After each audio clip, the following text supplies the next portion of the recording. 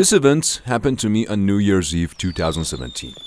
While everyone was celebrating and waiting for the new year to begin, I was driving toward Detroit. I had spent a few days in Cincinnati for a work project, and despite not being with my family for the new year, I decided to return home quickly. Manchester City had just claimed a decisive victory, and I thought to myself that maybe this day would turn out well. But nothing could prepare me for what was about to happen that strange, dark night on the road. The weather was cold and rainy. The rain was hitting the car windows, and the sound of the drops against the glass seemed to echo more than usual. Driving in these conditions was harder than I had imagined. The road was completely empty, and no vehicles could be seen in the distance. The only thing accompanying me was the faint light of the headlights and the sound of the engine, which now seemed unusual. After a while, I heard a strange sound from the engine, as if something had suddenly gone wrong. The car began to shake. I felt like I couldn't control it anymore. Moments later, the car came to a complete stop. I turned the key slowly, but nothing happened. There was no sound coming from it. With worry, I looked around, but there was nothing but darkness and rain in sight.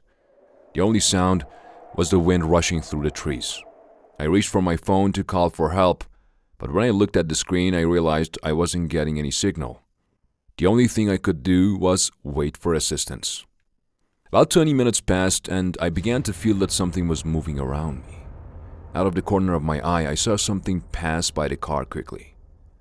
I turned around immediately, but in the darkness, I could only see scattered shadows. My heart started to race, and my breaths became heavier. There was no one around, but the strange movement I had seen from the corner of my eye made my heart race. I returned to the car and tried again to start the engine. Again, nothing happened.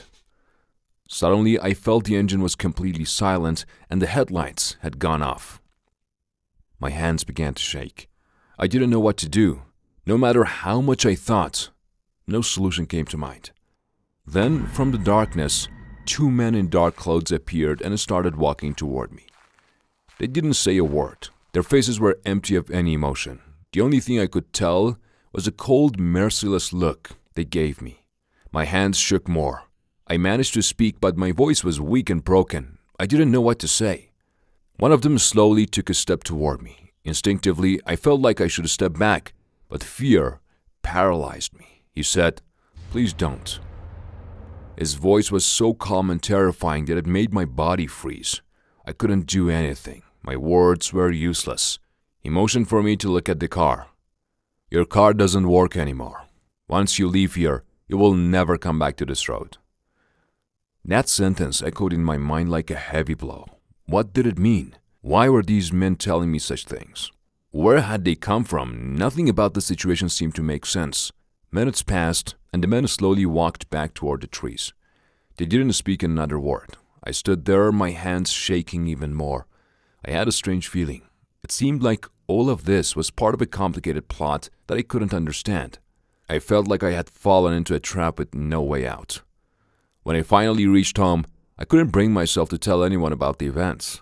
It was so frightening and unbelievable that I couldn't explain it even to my family. The only thing I felt was that my life had changed in a way I couldn't comprehend. As I sat in my room, lost in my thoughts, I realized that maybe I would never forget this night. This road, those men, and the events that occurred were now etched into my memory, and peace no longer meant the same to me. I'd really appreciate it if you could like the video before I continue the story. Let's get back to the story. It was New Year's Eve, and the streets were packed with people celebrating. I, Elizabeth, had just spent a lively evening with my friends and decided it was time to head home. It was around 1:30 a.m. I had a few drinks and driving was completely out of the question. So I opened the ride-hailing app and booked a ride. A few minutes later, an old black car that looked a bit worn out pulled up in front of me. The driver, a man in his 50s with gray hair and calm demeanor, gave me a faint smile. After confirming my name, he invited me into the car. From the very beginning, something felt off about the atmosphere inside the car. The seats carried an odd smell, a mix of cigarette smoke and cheap cologne. The driver seemed chatty, but I was too tired and gave only short responses. The route was clearly displayed on the app, but after a few minutes, I noticed the driver went straight instead of making a left turn. Confused, I said, "Excuse me, I think we missed the turn. We should have gone down that street." He replied in a calm and short tone, "Don't worry, there's too much traffic there. I'll take a shortcut." It sounded plausible, but something in his tone made me feel uneasy. A few minutes later, the streets became quieter and darker. There were no signs of life, no lights from houses, no other cars. My heart began to race. I asked again, "Are you sure this is a shortcut? It doesn't seem like it." He responded with the same faint smile. "Just a few more minutes, don't worry." I pulled out my phone to check my location, but there was no signal. That was unusual because I always had coverage in the city. I started to feel trapped. The car turned into a dirt road. At that point, I knew something was wrong. With a trembling voice, I said, "I think I'll get out here. It's close enough. I can walk the rest of the way."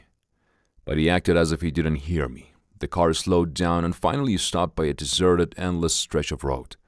He turned to face me and, in a calm voice, said, "You know, New Year's is a strange time. People think everything should be happy, but it's not always that way." His eyes were cold and emotionless.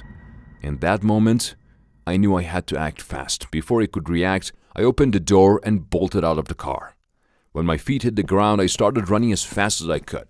I heard the car door open behind me. The sound of his footsteps on the gravel road echoed in the silence, making my heart pound even harder. There was nothing around, no houses, no cars, not even streetlights. My only option was to keep running. After a few minutes, I heard his voice behind me. "You can't run, no one's out here to help you."